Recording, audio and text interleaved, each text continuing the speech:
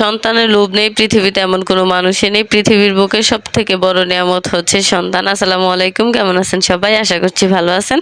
আমরা আল্লাহর রহমতে খুব ভালো আছি। এই তো সকালবেলা ঘুম থেকে উঠে সবকিছু কাজ শেষ করে নিলাম, মানে ঘরমর গুছিয়ে, ঘর ঝাড়ু দিয়ে, ঘর মুছে সবকিছু শেষ করে নিলাম। তো এরপর হচ্ছে আপনার চলে যাব রান্না বান্না। আজকে আর আপনার সকালে নাস্তাটা শেয়ার না করলাম। তো আজকে কি কি রান্না করবো এটাই আপনাদের সাথে শেয়ার করবো। তাহলে চলেন শুরু করি। আজকে রান্না করে নিব হচ্ছে লাল শাক। তো এই জন্য হচ্ছে লাল শাকটাকে কেটে বেছে ধুয়ে পরিষ্কার করে প্রথমে হচ্ছে পেঁয়াজ, কাঁচামরিচ, রসুন দিয়ে ভেজে ভাজা ভাজা করে নিয়েছি। আর আজকে রান্না করে নিব হচ্ছে কচুছড়ি তরকারি।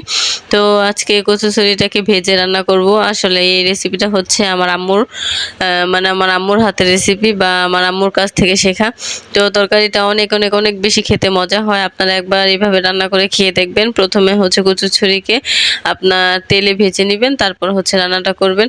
আর একদম নরম হয়ে গেছিলো, মানে খেতে খুবই অসাধারণ হয়েছে, যেটা আপনাদের ভাইয়ার মানে রিয়াকশন দেখে বুঝতে পারছেন যে তরকারিটা কেমন হয়েছে।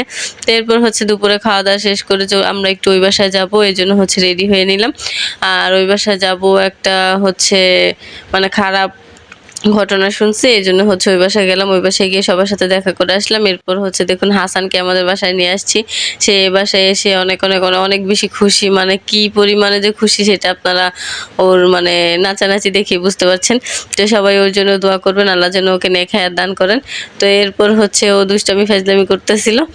এরপর প্রায় আধা ঘন্টার মতো ছিল। এরপর হচ্ছে ওর কান্নাকাটি শুরু হয়। ওর আম্মু ফোন দিছিল। এরপর ওর আম্মুর কণ্ঠ শুনে মানে ও যাওয়ার জন্য পাগল হয়ে গেছে। এরপর হচ্ছে ওকে বাসায় দিয়ে আসা হয়।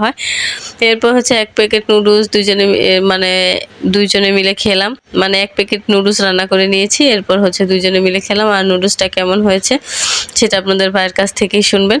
তো সবাই ভালো থাকবেন, সুস্থ থাকবেন, আমাদের পাশে থাকবেন, আর আমাদের জন্য দোয়া করবেন, আমাদেরকে সাপোর্ট করবেন। আল্লাহ যেন সবসময় আমাদেরকে এরকম রাখার তৌফিক দান করেন। আমরা দুইজন টোনাটুনির জন্য সবাই সব সময় দোয়া করবেন। তো ভালো থাকবেন। আল্লাহ হাফেজ।